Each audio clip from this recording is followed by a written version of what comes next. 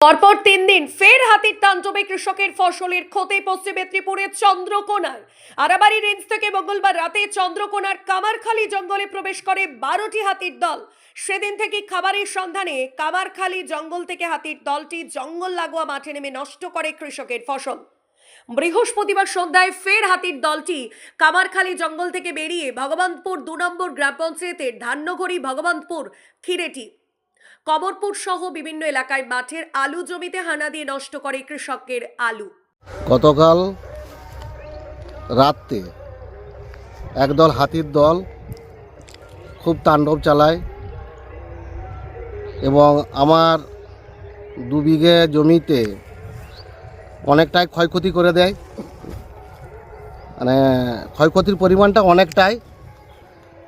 এতে করে আমরা ঋণ নিয়ে চাষ করেছি, কিন্তু এত ক্ষয়ক্ষতির পর আমরা কিভাবে ঋণ পরিশোধ করব? এই তো আলুর বাজার বর্তমান পরিস্থিতি। এই বাজারে এক তো আলুর দাম নেই, দ্বিতীয়ত এই আলু হাতির তাণ্ডবে এতটা ক্ষয়ক্ষতি। এর জন্য সরকার বাহাদুর যেন কিছু একটা ব্যবস্থা নেয়, সেই ব্যাপারে আমি আপনাদের কাছে, মিডিয়ার কাছে এই কথাগুলো বলছি, যেটা সরকার বাহাদুর যেন এ নিয়ে চিন্তা ভাবনা করে। আলুর পাশাপাশি হাতির হানায় নষ্ট হয়েছে আনাজও। বৃহস্পতিবার সন্ধ্যা থেকে রাত ভোর এসব এলাকার মাঠে নেমে তাণ্ডব চালিয়ে হাতির দলটি শিলাবতী ও কেঠিয়া নদী পেরিয়ে গড়বেতার সন্ধিপুরের দিকে চলে যায় বলে জানা গেছে। হাতির তাণ্ডবে গতকাল বৃহস্পতিবার রাতে কৃষকের বিঘার পর বিঘা আলু জমি খেয়ে মারিয়ে নষ্ট হয়েছে। লাগাতার 3 দিন চন্দ্রকোনায় বিস্তীর্ণ এলাকায় খাবারের খোঁজে হাতির দলের হানায় ব্যাপক ক্ষয়ক্ষতি চাষিদের। উপযুক্ত ক্ষতিপূরণের দাবি তাদের। আপাতত এলাকা থেকে হাতির দল অন্যত্র চলে যায় স্বস্তির নিঃশ্বাস চন্দ্রকোনার জঙ্গল লাগোয়া কৃষকদের।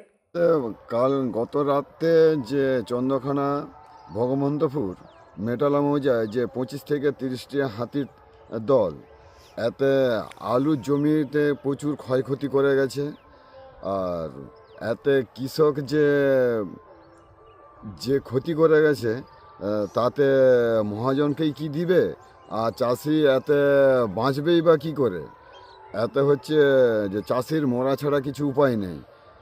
তাতে যে সরকারকে আমরা জানাচ্ছি যে এর ক্ষতিপূরণ একটা কিছু মানে চাষি থেকে যেমন দেয়, এইটাই হচ্ছে আমাদের অনুরোধ। আপনার কত ক্ষয়ক্ষতি হয়েছে? হ্যাঁ, আমার ক্ষতি হয়েছে বিঘা 1.5 ক্ষতি হয়েছে। তা আমার যদি বিঘা 1.5 ক্ষতি হয়, তাহলে আরও অন্যান্য চাষিরা রয়েছে, প্রচুর চাষিরা রয়েছে, তাদের তাহলে বিঘাকে বিঘা তারা এরকম ক্ষয়ক্ষতি করে দিয়ে গেছে। আগামী আতঙ্কে আছেন? হ্যাঁ, আতঙ্কে আছেন? আতঙ্কে আছি। তাতে আবার আগামীকাল হয়তো, আজকে রাত্রিতে হয়তো আরও নামবে, তারা জঙ্গলের মধ্যেই রয়েছে। তাতে আপনার নাম? নেপাল মণ্ডল। হয়েছে আপনার? আমাদের হয়েছে বলতে 18 কাঠা জায়গা, 15-16টা হাতি এসেছে। এসে তারা একবারে একটি পুকুর পাশে, একটি পুকুর থাকে, সব হাতি এসে সে পুকুরের পাড় থেকে আর না যেতে পেয়ে সে জমিতে এসে পড়ে। সকলে ঘিরে দিয়ে সে একবারে জমিকে মেরে দিয়েছে, তাকে খেয়ে গাছ উবড়িয়ে কিচ্ছু নাই একবারে ভূসমান করে দিয়েছে। আমাদের জন্য কি করছো আপনারা করুন। আমার ছেলে বিজনেস সজ্জা হয়ে গেছে, সে উঠে উনি কাল থেকে তাকে তুলতেও পারেনি, সে শুধুই কাঁদছে। সে দেনা পাতি করে সে করেছে চাষ, তার কিচ্ছু নেই একবারে। এর ক্ষতিপূরণ কে দিবে? কি করে আমরা বাঁচবো? আমরা যে দাঁড়াতে পারছি না, তোর করছি আমরা সব সময় বিজনেস সজ্জা একবারে ছেলে। কি করবেন আপনারা দেখুন, এর ক্ষতিপূরণ কি করে কি করব? আমরা তো বাঁচতে পারছি না। কৃষি কাজ করে তো সংসার চলে না, আমাদের লেবার খেটে খাওয়া, আমরা কৃষি, আমাদের কিচ্ছু নাই। লেবার খেটে খাওয়া, দেনা দুনি করে আমাদের ওই 18 কাঠা জায়গায় ছিল, আমরা ওইটাই চাষ করেছিলাম। আর আমাদের একটা কিচ্ছু নাই, ছেনাকে তুলতে পারছি না। গতকাল হাতি কি সব নষ্ট করে দিয়েছে? সব হাতিই নষ্ট করে দিয়েছে, কিচ্ছু রাখেনি একবারে, এমন দেখা যায়নি। তারপরে সকালে উঠে দেখছি একবারে আলিয়ে আলিয়ে সেইটুকুটুকু আলু সাদা হয়ে গেছে, গাছ উপড়ে গাছ দিয়ে দিয়েছে, এরকম করে তেড়ে দিয়েছে তাকে, যে পাওনা আর কিছুই। সরকারের কাছে কি আবেদন করবেন? দেখুন আপনারা, আমরা বাঁচবো কী করে? আমার দিকে কিছু করে দিতে না হলে আমরা বাঁচবো কী করে? আপনারা দেখুন না, আমরা যে পাচ্ছি না আর সহ্য